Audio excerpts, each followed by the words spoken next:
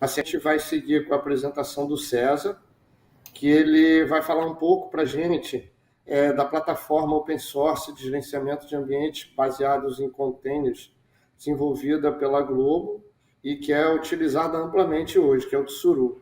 Então, o César vai trazer aí os detalhes aí para a gente. Boa tarde, César. Boa tarde, boa tarde. Boa tarde, Luiz. Boa tarde, aliás. É... Pois é, vou começar a falar um pouco aqui de como a gente usa, como é que começou essa saga de containers na Globo. Tem uma apresentaçãozinha que eu preparei que vai ajudar a gente a seguir nesse fluxo, por favor.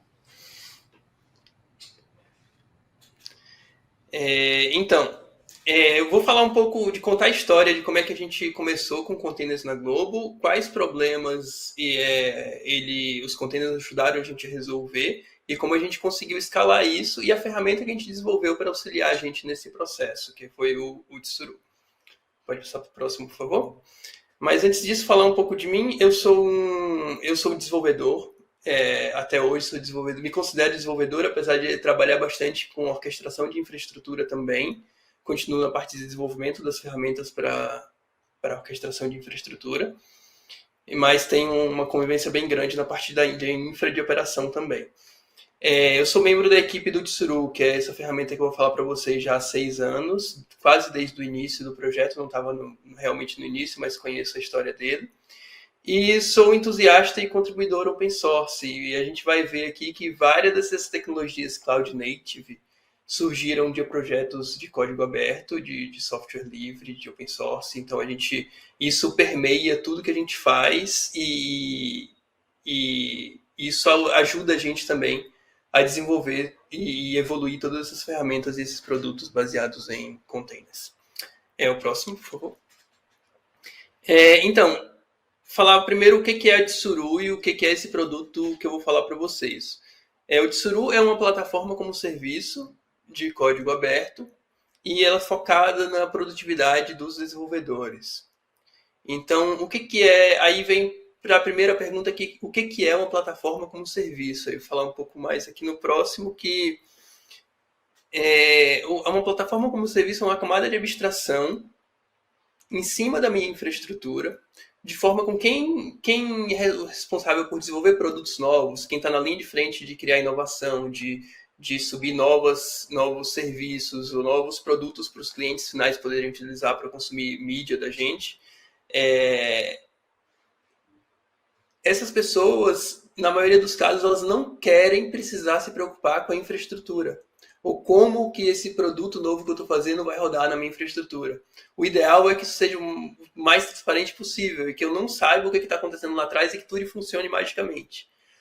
Esse é o nosso objetivo, que tudo funcione automaticamente, magicamente, que os times de desenvolvimento e de criação de produto não precisem se preocupar com nada da infra. A gente não consegue abstrair e esconder ela totalmente, mas a gente já esconde uma boa parte de forma a acelerar o desempenho desses times. Que aí vem no próximo slide, por que a gente criou esse produto e qual foi a motivação da gente criar essa plataforma como serviço e começar a usar ela para desenvolver nossos produtos na Globo. A motivação principal foi otimizar o time to market das aplicações. Isso é o tempo em que a gente leva entre ter a ideia, ter uma ideia que eu quero um produto novo, eu quero oferecer isso para o meu cliente, quero que o meu cliente consiga consumir conteúdo dessa forma aqui. Certo, a partir desse momento o que eu tenho que fazer para que isso vire realidade? Eu preciso de um time trabalhando nesse produto e depois eu preciso colocar esse produto em produção para as pessoas conseguirem acessar isso pela internet. Pensando no mundo internet aqui, por enquanto. Então, esse tempo, a gente viu que medindo esse tempo nos nossos produtos internos, no que a gente desenvolvia dentro da Globo, a gente viu que esse tempo era muito maior do que a gente gostaria que ele fosse. Então, a gente pensou, a gente precisa desenvolver alguma coisa que melhore isso, que diminua esse tempo e otimize esse tempo. Isso foi em 2013 que a gente criou esse produto. Então, foi antes da gente começar a pensar em o que era container e e como fazer isso. O objetivo era esse. O próximo, por favor. Além disso, a gente percebeu que, para atender esse objetivo principal, essa motivação principal, ela tinha alguns objetivos no meio do caminho que permitiriam a gente alcançar ela. Que era a gente conseguir colocar produtos novos em produção de forma mais segura e reproduzível. A gente tem dá mais autonomia para os times que desenvolvem e criam produtos novos, para fazer isso sem precisar se comunicar com uma equipe de infraestrutura dedicada para alocar infraestrutura para cada produto. A gente percebeu que existia, lá em 2013, a gente percebeu que existia uma cultura que às vezes existia uma discussão entre os times de desenvolvimento de produto com os times de operação de infraestrutura, em que muitas vezes era conflitante.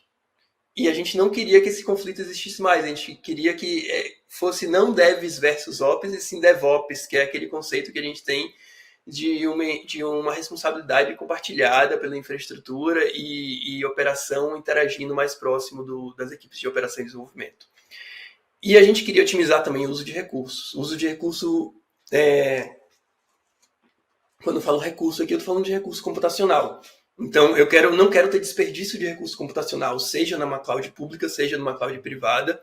Eu quero ser ótimo o suficiente para que não haja desperdício, e eu quero uma ferramenta que me ajude a evitar esse desperdício também. O próximo, por favor. Então, resumindo esse cenário que a gente tinha lá em 2013, a gente tinha o quê? A gente tinha produtos que demoravam muito para ir para a produção e que demoravam muito para o usuário conseguir enxergar esse produto novo. A gente tinha menos de 100 mudanças por semana, que era um número pequeno para a gente. E a gente tinha uma infraestrutura que era manual. Tudo que precisava ser feito numa infraestrutura precisava agendar uma mudança com uma equipe responsável por isso, uma equipe de operação responsável por essa mudança. Esse agendamento tinha que ter uma data e horário, tinha que ter uma janela, tinha que ter um plano, e todas essas etapas eram manuais, com pessoas interagindo com cada etapa desse processo. E se desse um problema, eu percebi que meu produto teve um erro aqui, quando foi para a produção, os usuários começaram a interagir, reclamaram de um erro, e agora eu tenho que voltar atrás. Esse processo também era manual. Então, esse era o cenário que a gente tinha em 2013. E o produto que a gente criou, o Tsuru, ajudou a gente a ser mais ágil, a gente conseguir ir para a produção mais rápido, e com isso permitiu que a gente fizesse mais mudanças por semana. Então a gente passou uma taxa de mais de 1.000 mudanças por semana, às vezes chega a mais de 5.000 mudanças em uma mesma semana de alterações em produtos que estão em produção. Uma infraestrutura elástica, o produto ajudou a fazer isso, os containers ajudaram a contribuir para essa infraestrutura elástica, eu consigo crescer ela e diminuir ela conforme a demanda. E eu tenho uma recuperação automática também, o auto-healing aí, que é as coisas conseguem se recuperar automaticamente. Se algum componente dessa infraestrutura percebe um erro em algum momento, ele sabe, até um certo ponto, como fazer para recuperar ele e como ter uma resiliência nessa infraestrutura de alguma forma. Então, além desses resultados aí, uma coisa bem importante que a gente tinha uma cultura muito baseada em softwares monolitos. Monolitos são softwares muito grandes que precisam de um esforço muito grande para desenvolver e testar eles, e que quando eles vão para a produção, eles vão como uma coisa só. E todas as alterações são feitas de uma única forma, de uma única vez em produção.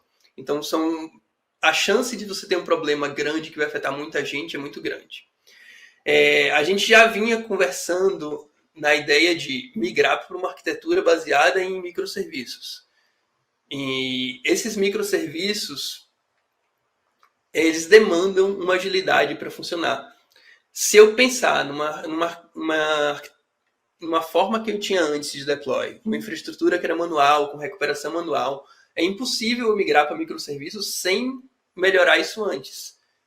Porque imagina que agora, ao invés de ter uma aplicação monolito, eu tenho o mesmo produto que o meu usuário acessa, é composto por 100 microserviços diferentes. Imagina se eu preciso fazer um agendamento para cada mudança que eu vou precisar fazer em cada um desses microserviços. Os microserviços iam acabar fazendo com que a gente perdesse ainda mais agilidade e aumentasse ainda mais o time to market dos nossos produtos. Então, isso foi crucial o Tsuru e os containers ajudando nessa cadeia toda foram cruciais para que a gente conseguisse sair de uma arquitetura de monolitos para uma arquitetura de microserviços. O próximo, por favor. E alguns resultados que a gente teve com essa migração para o Tsuru com containers, com Docker lá por baixo, o que a gente conseguiu com isso, né? Primeiro, a gente consegue dar uma liberdade muito grande para os times de desenvolvimento de produto. Eles conseguem usar a tecnologia mais adequada para cada produto, ou mais conveniente, que o time está familiarizado. Então, isso dá mais agilidade também, porque a gente não está forçando a que todo mundo se adeque ao mesmo padrão, e sim permitindo inovação com produtos novos. Tem aquela ideia lá atrás, a gente conseguiu atingir em partes esse objetivo de não precisar se preocupar com particularidades da infraestrutura. Então a gente tem infraestrutura onde parte das coisas estão rodando on-premise, parte em data centers on-premise, parte dos produtos estão rodando em clouds, e na maioria dos casos isso é transparente para os times de desenvolvimento. Eles não sabem, ou eles não precisam saber em onde está rodando esse meu produto. Basta que o orquestrador saiba, e o orquestrador, no caso, é esse produto que a gente desenvolveu, que é o Tsuru. A gente também força boas práticas de desenvolvimento, e tem entre parênteses o 12 Factor, que são boas práticas para você criar software as a service, que são softwares que você consegue escalar eles horizontalmente muito fácil, e com isso permitir uma arquitetura elástica. Quando a gente criou o Tsuru como uma plataforma como serviço, a gente meio que obriga todos os produtos que vão subir nele a se comportarem como software as a service, seguindo esses 12 guidelines que tem lá no 12 Factor, que são premissas básicas para que minha aplicação não dependa de estado armazenado na própria aplicação, que eu delegue isso para um serviço externo, que eu tenha configuração baseada no ambiente, que eu tenha uma forma padrão de logs, que eu consiga escalar horizontalmente com uma concorrência alta, sem comprometer a estabilidade nem a corretude da aplicação. E a gente conseguiu também que, seguindo esses preceitos, fica muito fácil da gente transformar esses produtos em produtos que estão prontos para cloud, seja cloud pública ou seja cloud privada. Então, esses produtos acabam ficando prontos, sem precisar se preocupar com isso, eles ficam prontos para rodar em clouds públicas ou privadas, que é um cenário que a gente tem hoje já.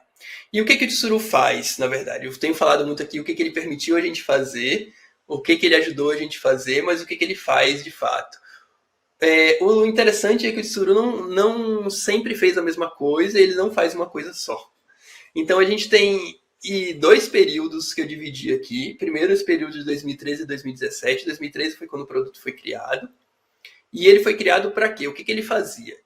Primeiro, ele tinha um orquestrador de fluxo de deploy da aplicação. Isso é, quando os times de desenvolvimento de produto queriam subir uma aplicação nova para produção, eles só precisam mandar para o Tsuru e informar, essa aplicação nova aqui tem esse novo código e ela precisa estar atualizada agora. E aí o Tsuru fica responsável por gerar um build dessa aplicação, criar imagens para essa aplicação e orquestrar esses containers criados. O Tsuru era responsável por orquestrar várias máquinas com Docker dentro delas, e ele era responsável por orquestrar também várias máquinas dentro de um provedor de cloud, provedor de IaaS, que no caso seria um provedor que fornece APIs para a criação de máquinas virtuais, seja em cloud pública ou seja em cloud privada. Então a gente dependia disso e a gente orquestrava essas máquinas, seja, por exemplo, num Google Compute Engine ou num EC2 da Amazon ou algum outro tipo de produto desse. Então, isso é como a gente funcionava lá atrás, mas o produto evoluiu. A partir de 2018, a gente vinha trabalhando desde antes com integração com Kubernetes, quando a gente percebeu que Kubernetes era uma das tecnologias que vinha para ficar e que tinha uma base muito boa. E tinha muita coisa conflitante do que a gente já fazia com o que o Kubernetes faz para a gente. Então, o que a gente pensou? Vamos fazer o Tsuru migrar isso para o Kubernetes. Então, a gente consegue tirar um pouco de complexidade do nosso lado e delegar essa complexidade para um outro projeto, que é open source também, que é o Kubernetes. Então, a gente manteve do nosso lado a parte do fluxo de deploy da aplicação, mas a gente delega a orquestração de máquina virtual e a orquestração de containers Docker ou containers Containerd ou outra tecnologia de gerenciamento de container que venha a surgir, a gente delega tudo isso para o Kubernetes e não precisa mais se preocupar com isso. O interessante disso é que a gente conseguiu fazer essa mudança toda de 2017 para 2018 e até agora, sem precisar que os times de desenvolvimento das aplicações mexessem na aplicação dele. É totalmente transparente. Ele não sabe se o container dele Docker está sendo orquestrado pelo Tsuru ou o Tsuru está delegando essa orquestração para o Kubernetes. Isso é totalmente transparente. E isso é uma das grandes vantagens que ter uma camada de plataforma como serviço ofereceu para a gente. Se a gente tivesse gerenciando containers Docker diretamente, cada produto gerenciando seus containers, a migração para Kubernetes ia ser muito mais custosa do que foi. E essa migração para Kubernetes permitiu que a gente interagisse com clouds públicas muito mais fácil também. Próximo, por favor. Falar um pouco mais de detalhes dos conceitos que o Tsuru tem, o que ele entrega para os times de desenvolvimento, para ficar um pouco mais claro o que essa plataforma oferece. Próximo. O conceito básico do Tsuru é o conceito de aplicação. Então, quando eu tenho um produto novo que eu quero subir, eu crio uma aplicação para esse produto. Essa aplicação tem processos que estão rodando no sistema operacional. E cada um desses processos tem units. As units são containers Docker ou pods do Kubernetes, dependendo de como o Tsuru está orquestrando isso. Então, o usuário ele não conhece container Docker, ele não conhece pod do Kubernetes, ele conhece as units que o Tsuru informa para ele que a aplicação dele tem. E o Tsuru consegue escalar essas units horizontalmente. Então, assim, se uma aplicação tiver mais demanda, eu vou escalar, vou aumentar o número da quantidade de units para aquela aplicação e automaticamente a aplicação vai conseguir atender uma quantidade maior de usuários. Próximo, por favor. Outro conceito importante que a gente entrega para os times de desenvolvimento é o conceito de plataformas. As plataformas são blocos pré-construídos pelo nosso time, que facilita o desenvolvimento de novas aplicações, novos serviços. Então, eles são imagens Docker base, que já vêm instaladas com alguma linguagem, ou algum framework, ou alguma plataforma de desenvolvimento. Além disso, dentro de cada uma dessas imagens existem receitas de como instalar dependências, como gerenciar certificados e boas práticas de segurança, tudo embutido nessas imagens dessas plataformas. Então, a plataforma é uma imagem com uma receita de como criar aplicações daquele tipo. Então, por exemplo, eu tenho uma imagem Java que sabe como instalar as dependências Java com Maven, uma imagem Python que consegue instalar as dependências com pip ou com qualquer outro gerenciador de dependências que eu tenha lá dentro. E isso a gente fornece para os usuários. Além disso, a gente tem a parte de routers, que é como o usuário final, pela internet, consegue chegar nessa minha aplicação. Então, eu forneço para os usuários alguns tipos de routers diferentes, baseado na demanda, no tipo de aplicação, e o usuário consegue configurar isso facilmente através do Tsuru. Isso depois, no final, vira um recurso dentro do Kubernetes, por exemplo. Isso pode virar um ingress dentro do Kubernetes, um load balancer. Ou na cloud. E isso vira um recurso na cloud pública também, se eu tiver em cloud pública, ou se eu tiver numa cloud privada, isso pode virar um balanceador físico meu, que está montado lá no rack no meu data center. Próximo, por favor. E o conceito de pools e nodes. Uma coisa interessante do Tsuru também é que o Tsuru não administra só um cluster Kubernetes, ou só um conjunto de VMs com Docker lá dentro. Ele administra N conjuntos. Então, eu tenho o mesmo Tsuru com os mesmos usuários acessando ele, e eu posso criar minha aplicação rodando no Kubernetes que está rodando no meu data center on-premise, ou no Kubernetes que está rodando no meu data center do Google, com o Google Kubernetes Engine, gerenciando esse Kubernetes para mim. E isso é totalmente transparente para os usuários, eu consigo cadastrar múltiplos clusters Kubernetes no mesmo Tsuru. Próximo, por favor. E o conceito final é de services, que aplicações geralmente precisam de acesso a dados em algum lugar, precisam de um banco de dados e precisam de camada de cache, e precisam de alguns serviços desse tipo. E a gente consegue prover isso para as aplicações criadas no Tsuru usando uma outra solução aberta, que é o Open Service Broker API, que é uma API para integração entre plataformas como serviço com provedores de serviços, como, por exemplo, os provedores de cloud, todos têm adaptadores para Open Service Broker. Então, o Google, por exemplo, tem um broker que fala API do Open Service Broker e expõe os produtos de Cloud SQL, Memory Store e assim por diante. Então, com isso, a gente consegue plugar fácil aplicações do Tsuru em serviços gerenciados pela cloud. Próximo.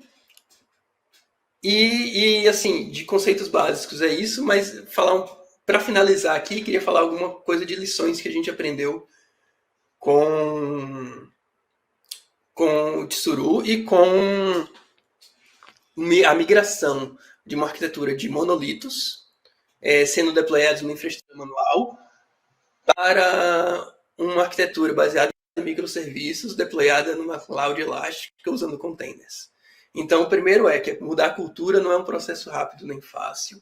Isso envolveu bastante tempo, envolveu um esforço grande, tanto da gerência quanto dos times envolvidos, em se conscientizar que isso é uma coisa importante para o desenvolvimento da empresa e que é importante para que a gente consiga manter um alto nível de inovação e consiga oferecer para os nossos usuários bons produtos e rápido.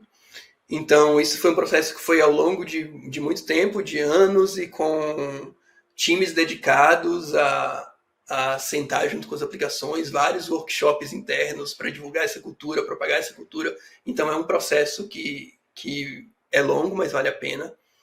Outra lição é que toda infraestrutura, quando a gente fala de infraestrutura elástica, a gente está falando de infraestrutura que não a gente não pode esperar que ela seja estável e que ela sempre exista daquela mesma forma. O fato de ser elástica pressupõe que coisas vão cair, máquinas vão deixar de existir, containers vão deixar de existir, coisas vão falhar, a rede vai falhar em determinados pontos, e você tem que estar resiliente o suficiente para isso. Seja você ter uma resiliência prévia, espalhando coisas em várias zonas, seja você tendo tarefas que rodam automaticamente quando percebem que alguma coisa está errada e tentam corrigir esse estado para que o estado volte para um estado desejado. Outra coisa importante é que o open source não é uma via de mão única. O Tsuru começou já a ser desenvolvido dentro da Globo como um projeto open source. Então isso ajudou a gente a receber contribuições de fora da comunidade, e com isso a gente também se sentiu obrigado a contribuir com a comunidade também. Então o time de desenvolvimento do Tsuru, ele tem algumas contribuições com vários projetos externos que fazem parte do Cloud Native Foundation, inclusive Docker, inclusive Kubernetes. Então todos têm alguma contribuição nossa. Quando a gente percebe algum problema, a gente consegue corrigir ele, a gente contribui de volta essas correções, esses estados. E uma outra coisa importante que ajudou a gente a se desenvolver como um produto e ser um produto muito usado dentro da empresa é que o mesmo time que desenvolve o produto Tsuru, que desenvolve features novas para esse produto, é o mesmo time que mantém a instalação do Tsuru na Globo também. E é o time responsável por resolver problemas, e se cai alguma aplicação que está rodando no Tsuru e a culpa é do Tsuru, a gente que vai lá, a gente mesmo, o time que desenvolve o produto, vai lá para corrigir. Porque isso força a gente a criar um produto com qualidade e com resiliência. A gente não quer ser acordado de madrugada porque alguma coisa saiu do ar, e a gente tenta o máximo possível a fazer com que isso seja verdade, automatizando o máximo possível das correções e fazendo com que tudo tenha a maior qualidade e seja o mais resiliente possível. É isso, pessoal. Acho que o próximo acabou. Muito obrigado. Podem mandar perguntas aí no chat para a gente responder depois. E tem alguns contatos aí se vocês quiserem saber mais sobre o produto. Obrigado.